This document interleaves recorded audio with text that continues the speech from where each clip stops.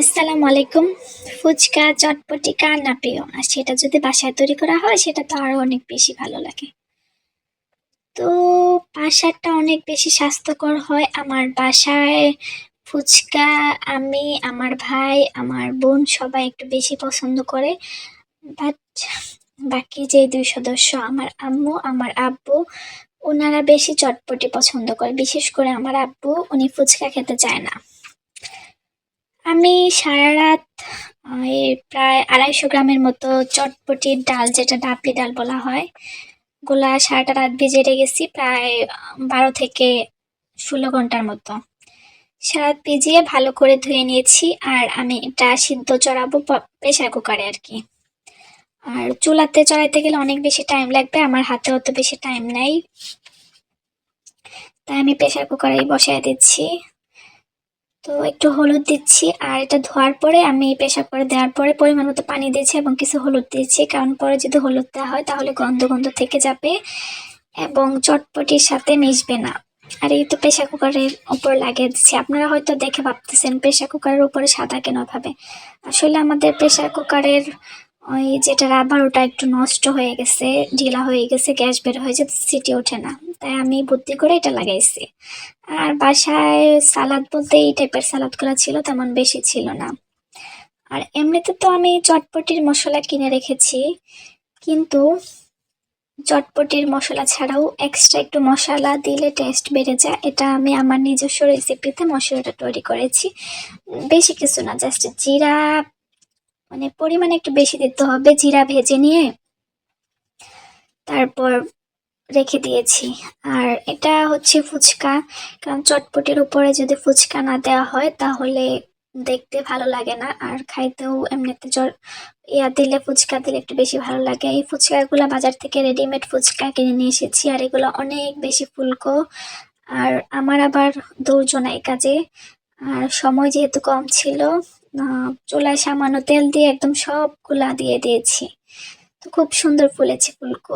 আর এগুলা হচ্ছে আমার বানানো নিজস্ব, যেটা বললাম আর কি, জিরা গুঁড়া আর মরিচ। আমি প্রথমে জিরা ভেজে নিয়েছি একদম সুন্দর করে, তারপর এই শুকনা মরিচ ভেজে নিয়েছি খুব সুন্দর করে, তারপর দুইটা একসাথে দিয়ে শিলপাটায় বেটে নিয়েছি। আপনারা চাইলে শিলপাটায় বেটে নিতে পারেন, আবার হামানদিস্তাতেও করে নিতে পারেন। আর এরপর আমি মিশাচ্ছি চটপটির মশলা। আর চটপটির মশলা এখানে আমি অত বেশি দেই নাই, কারণ আমার নিজস্ব বানানো মশলাটা এখানে আমি অনেক বেশি ব্যবহার করেছি। এভাবে ৫ থেকে ৭ মিনিটের মতো রান্না করব, না হলে কাঁচা কাঁচা ঘ্রাণটা থেকে যায়। আমার চটপটি প্রায় হয়ে এসেছে। আর এটা একটু ঘন ঘন করার জন্য আপনারা চাইলে পেস্ট করে নিতে পারেন। আমি হামানদিস্তাতে সুন্দর করে ছেঁচে পেস্ট করে নিয়েছি, যাতে একটু ঘন ঘন হয়, না হলে পাতলা পানির মতো হয়। এবার টক বানানোর পালা। আর টক বানানোর জন্য আমি আমাদের এলাকার বাজার থেকে ৮০ টাকা কি ১০০ টাকা দিয়ে ১ পোটলা তেঁতুল নিয়ে আসছিলাম।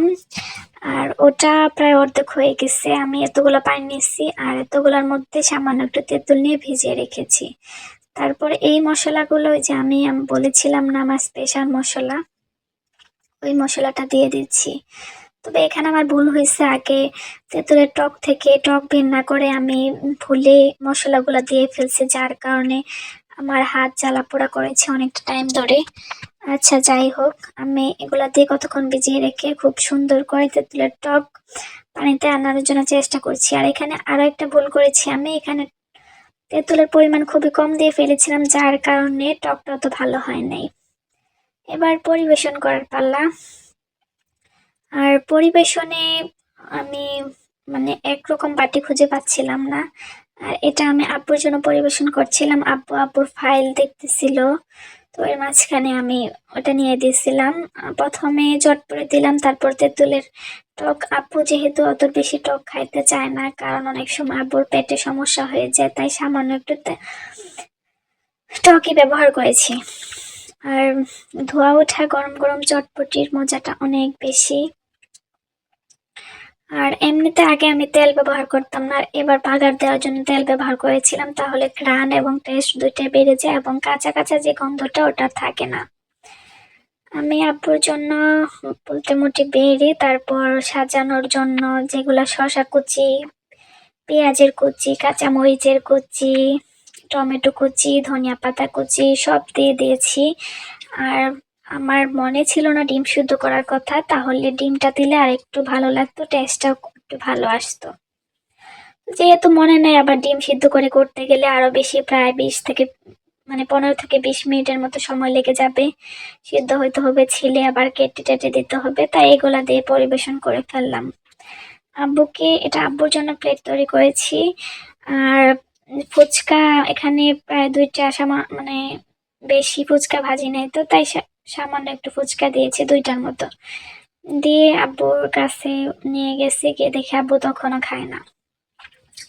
তো যাই হোক, আমি আমার বাকি যারা সদস্য বাড়িতে তাদের জন্য বানানো শুরু করে দিলাম। আর যেহেতু আব্বু ছাড়া আমরা আরো 4জন সদস্য, 4জনের জন্য বানাইতে হবে, তাই আমি আরো 4টা বাটি নিয়ে বানানো শুরু করে দিলাম, আর এদের আব্বুকে দিয়ে আসলাম। আব্বু যেহেতু কাজ করতেছিল তখন খাচ্ছিল না, তারপর কড়াইতে আমি একটু রেখে দিই, কারণ কারো যদি এক্সট্রা লাগে তারপর দেওয়া যেতে পারে। তো আব্বু হঠাৎ করে এসে বলতেছে যে একটু আগে খাইছি, মানে আমার বোন মোগলাই পরোটা করেছিল, সেটা আব্বু খেয়েছে। তাই বলতেছে একটু আগে যেহেতু খেয়েছি আমার পেটটা অনেক বেশি ফুল, তাহলে আমি এক কাজ করি, আমার বন্ধুকেও নিয়ে দিই, মানে নিচে আব্বুর একজন বন্ধু, নিচে ভাড়াটিয়া আমাদের আর কি বন্ধু।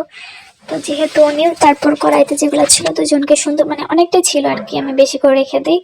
তো সুন্দর করে পরিবেশন করে দিয়ে দিলাম। সুন্দর করে বলতে মানে আগেরটার মতো দেওয়া হয় নাই, কারণ তখন ফুচকাগুলো মিক্স করে ফেলেছিলাম। তো এভাবেই আর কি পরে আমরা খেয়ে নিলাম। ধোয়া ওঠা গরম গরম চটপটি খুবই মজা লাগে আমার কাছে, চটপটি তো হালিমের মতো লাগে। বিশাল যখন নজরুল ইউনিভার্সিটিতে যাইতাম, তখন একটা মামা ছিল যিনি 20 টাকায় এরকম এক প্লেটের মতো চটপটি দিত, এবং ওনারটা টেস্ট অনেক বেশি ভালো ছিল।